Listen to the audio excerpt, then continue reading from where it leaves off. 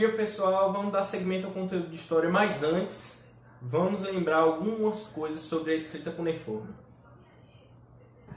A escrita cuneiforme ela vai receber esse nome por utilizar um objeto pontiagudo utilizado para separar, quebrar ou dividir madeira ou pedra.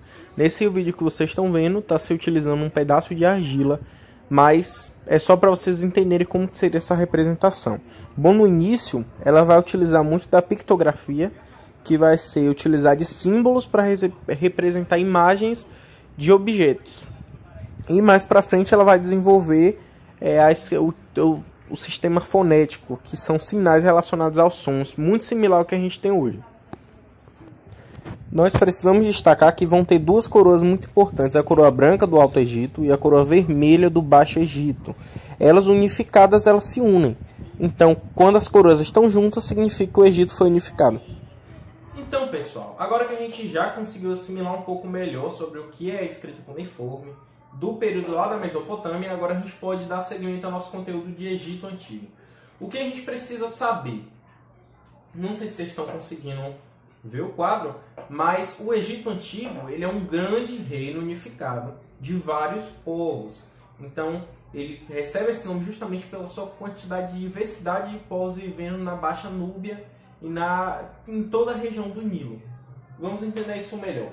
Geografia. Eles estão na Crescente Fértil. Lembra que eu falei na aula passada? Crescente Fértil são as regiões que pegam desde o Oriente Médio até o Nordeste africano e que todas as terras ali são muito férteis devido às grandes quantidades de rios. Então, mais uma vez a gente está falando. A gente falou de Oriente Médio na aula passada, agora a gente está falando de Crescente Fértil na África também. Nordeste africano, Rio Nilo. Certinho? Então vamos lá. Inicialmente, há 6.000 anos antes de Cristo. A gente falou lá nas nossas primeiras aulas sobre o calendário que vai ser alterado quando Jesus Cristo ele vai nascer e vai se zerar. E a partir dali começa a se contar. Então, antes de Cristo, 6.000 antes de Cristo, por causa disso, antes de Jesus, antes do nascimento de Jesus, que não está tão longe assim.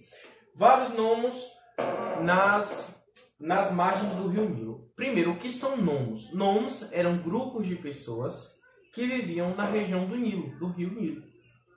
Basicamente isso. Nomos eram grupos de pessoas que eram governados pelos nomarcas. Nomarcas era como se fosse um chefe de família. Ele era quem mandava ali. Então pensei, nomos eram grupos, tribos pequenas, que eram governadas por uma pessoa, por um homem. Certo? Acredite-se que eram 42 nomos inicialmente e que isso foi se diminuindo graças às conquistas territoriais. Ou seja, desses 42 nomos, todos eles queriam mais território. E é o que acontecia? Eles iam guerrear entre si. E guerreando entre si, alguns perdiam, outros ganhavam. E isso significava o quê? Para quem perdeu, perde terra, perde pessoas. Mas para quem ganhou, ganha-se terras. Ganha-se terras da pessoa que perdeu. Basicamente isso. O que vai começar a acontecer graças a essas expansões territoriais? As pessoas, esses nomos, vão começar a desaparecer e vão começar a se formar reinos. Ou seja, os nomos, de 42 nomos, vão formar 2 grandes reinos. Então, por proteção, por ter maior território, por ter maior segurança, eles vão fundar 2 grandes reinos. Os nomos se unem e fundam 2 grandes reinos. O reino do Alto Egito, que ficava na região do sul, e do Baixo Egito, que ficava na região norte. Isso seguindo o rio Nilo, certo? As margens dele. Ok.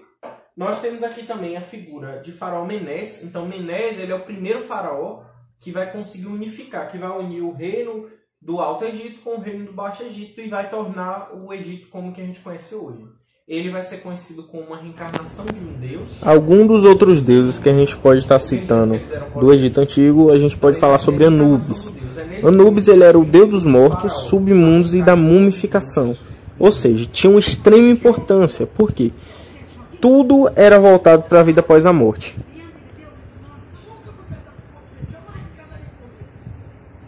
Bastet, então, ele vai ser o deus da fertilidade. Era a ele que se recorria quando se queria engravidar, por exemplo, no Egito Antigo. Temos o deus Ra, que era a reencarnação do faraó, ele reencarnava no faraó. Ele vai criar o mundo, ele é representado pelo sol e ele é responsável por estar sempre fazendo essa dinastia. Hathor, então ela é a deusa do amor, alegria, dança e vinho. Ela é uma deusa muito importante e muito cultuada no Baixo Egito. Horus, ele vai ser filho de Osíris mais Íris, são deuses também, pessoal, protetor de faraós e das famílias. Então as famílias eram protegidas por esse deus.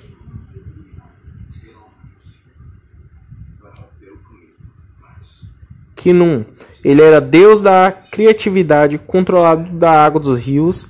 Ele tinha muita importância justamente por isso. Ele controlava as cheias do rio, acreditava-se isso.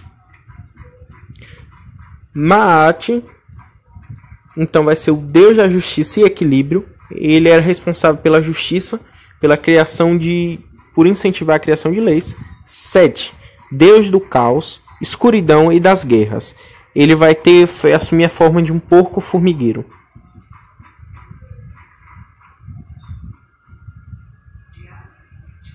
Sobek, então, ele vai ser o deus da paciência e da astúcia. Ele era um deus muito cultuado durante as guerras.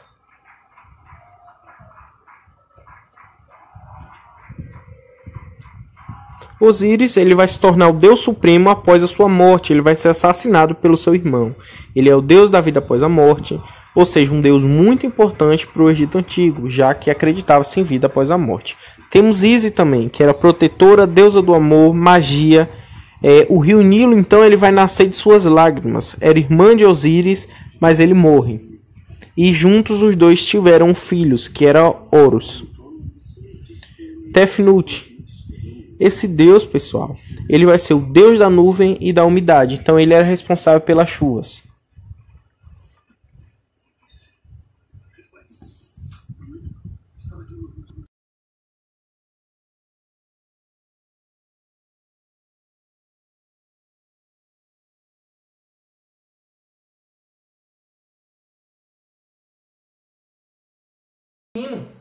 Economia, eles tinham economia baseada na agricultura, ou seja, a gente planta, a gente colhe, a gente vê o que a gente pode consumir e o que sobra a gente vende. Então, é desse tipo de agricultura que eu estou falando. Criação de animais, principalmente de pequenos portes. Essa era a economia, essa era a forma que eles sobreviviam. Escrita, eles possuíam 3 tipos de escrita, muito específicas, e para cada uma era utilizada para algum evento. Então, por exemplo, demótica era uma escrita do dia a dia. A gente não tem uma forma de escrever, digitar pelo WhatsApp. É totalmente informal, não é? Sumbliano não, perdão. Qual é a palavra? Abreviando. A gente não abrevia, você vira VC. A gente sempre abrevia. Então, essa seria uma escrita demótica, uma escrita do dia a dia, sem muita preocupação, sem muitos símbolos. Uma escrita para se utilizar para eventos do cotidiano. Temos a escrita hierática, que era a escrita muito importante porque era uma escrita comercial. Então, se eu fosse vender trigo, eu usaria a escrita hierática, é uma escrita específica só para o comércio no Egito Antigo. E utilizando hieróglifos, que eram muito mais importantes porque ela, por exemplo, ela era escrita nas pirâmides quando um faraó morria. Então ela era uma escrita com muito mais símbolos, com muito mais imagens, ela era muito mais importante e era utilizada para representação do cotidiano do faraó ou dos acontecimentos do Egito Antigo. Certo? Períodos. Pré-dinástico. Pré-dinástico é aquilo que a gente viu na estante, que é o quê? Os nomes, os 42 nomes, a unificação. Então pré-dinástico é antes da unificação. Antes da gente continuar, dinástico ou dinastia é um governo de vários reis da mesma família. Isso é muito comum. Por exemplo, a gente teve a dinastia de Orleans-Bragança, que é a portuguesa aqui no Brasil. Pense na sua família. Se vocês fossem um rei, seu pai é um rei, sua mãe é uma rainha. Você, quando eles não tiverem mais, você assume o reino. Você assumindo o reino, você vai ter filho. Seu filho vai assumir o reino. E aí o filho do seu filho assume o reino. Então isso é uma dinastia. Todos vocês, de uma mesma família, vão assumir o reino. Então isso é uma dinastia. Pré-dinástico vai ser isso, é antes da unificação, é aquele assunto que a gente viu agora, que eram os 42 nomos na região do Nilo. O Antigo Império é quando o faraó Menes unifica o Alto Egito e o Baixo Egito, então vai haver união dos dois reinos em um reino só, vai se tornar o Grande Egito Antigo. Médio Império, que é quando eles vão sofrer invasões de povos asiáticos, os Iquisos, e vão dominar o Egito durante um tempo, só que eles vão conseguir restabelecer o poder no Novo Império. Então o Novo Império é o momento que eles conseguem expulsar os povos asiáticos do Egito Antigo. Bom, vamos dar seguimento aqui. Religião. Eles eram politeístas. O que é ser politeísta? Acreditar em vários deuses. Isso é politeístas. Era muito comum todos os povos desse período serem politeístas, porque eles acreditavam nas forças da natureza. Um povo vai se destacar pelo monoteísmo, que é os hebreus, mas a gente não fala deles hoje não. Teocracia. Então era um governo regido por Deus. Lembra que eu falei que o faraó era a reencarnação de um deus? Então, se o faraó ele governa e ele é a reencarnação do Deus, quem governa é Deus. Então, isso que é teocracia, é um governo regido por Deus. Mumificação. A mumificação era algo de extrema importância. Tanto é que os egípcios eles vão se desenvolver na medicina justamente para isso. Eles conseguiam quebrar o cérebro todinho, esbagaçar ele todo e tirar pelo nariz, para que o corpo se preservasse por muito mais tempo. Então, eles conseguiam embalsamar esse corpo. Eles faziam todo esse processo de mumificação porque eles acreditavam em uma vida após a morte. Então, se preserva o corpo para que a alma consiga ter a sua vida após a morte. E junto com o seu enterro, porque, para quem não sabe, e eu creio que vai ser uma novidade para vocês também, as pirâmides elas são grandes câmaras funerárias. Então, ali é como se fosse um grande caixão de um faraó. Então, a pirâmide, a única função da pirâmide era guardar o corpo do faraó para a vida após a morte. Não sei se vocês estão vendo, tem uns quadros aqui que foram pintados pelo meu primeiro ano do ensino médio. Então, temos ali a representação de Cleópatra e aqui de algumas das pirâmides de Gizé. Cleópatra ela é negra na pintura e ela era negra na vida real, de fato. Todos os egípcios eram negros. Eles viviam na região da África, eles tinham características negroides. Então, percebam como que a gente vê no filme, como eles são tratados como pessoas brancas, mas não. Na história, eles são pessoas negras pela grande incidência de raios solares naquela região. Ok? Onde que eu parei? Mumificação. Então, como que eles vão começar a acreditar na vida após a morte? Pensem no Rio Nilo. Eles observavam muito o Rio Nilo. Quando eles plantavam, depois que eles... principalmente quando eles plantavam o trigo exigia muito da terra, e aí quando eles colhiam aquilo, a terra estava devastada. Quando dava primavera ou verão, tinha-se as cheias dos rios. E o que principalmente primavera, viu, gente? E o que acontecia? O leito do rio ia subir e tomava toda aquela região de plantio. Quando a água abaixava, tudo aquilo estava fértil de novo, o solo estava fértil novamente para plantar. Então eles começaram a pensar na vida após a morte dessa forma. O rio Nilo era de extrema importância, principalmente por ser as lágrimas das deusas Ísis para eles. Então, observem, o rio Nilo ele consegue reviver a terra. Então, da mesma forma iria ser feito com os egípcios. Eles iriam morrer e eles iriam ser revividos. Basicamente isso. Sociedade, lembrando, toda a arte, toda a mumificação, toda a medicina, tudo isso estava voltado para a sua religião, para Deus, para uma vida após a morte, certo? Sociedade, nós temos a figura mais importante, que era o faraó, ele administrava. O faraó ele é a reencarnação do deus Ra. Lembrando que eles eram politeístas. Nós só estamos ouvindo falar de um deus por enquanto, que é o deus Ra, que é esse que reencarna no faraó. Então o faraó morreu, ele reencarna no seu filho. A nobreza, que eram aquelas pessoas próximas ao faraó. Temos os escribas, percebam como os escribas eles estão em uma colocação muito importante, porque quem escrevia eram poucos e eles tinham extrema importância, porque eles que faziam toda a movimentação da cidade. Então, quem iria escrever os ritos sagrados? Os escribas. Quem iria fazer a escrita comercial? Os escribas. Então, só quem escreveram os escribas eles tinham muita importância. Soldados, então...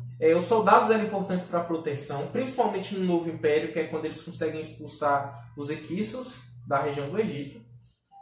Os soldados nem sempre vão ter essa ideia de ter um exército. Vai demorar muito para eles quererem se proteger. Eles não percebem que havia necessidade e isso vai ser a ruína do Egito Antigo. Artesãos, então, a construção de templos, de pirâmides era importante. Os artesãos tinham grande valorização, justamente por eles serem os primeiros arquitetos da humanidade, principalmente do Egito Antigo.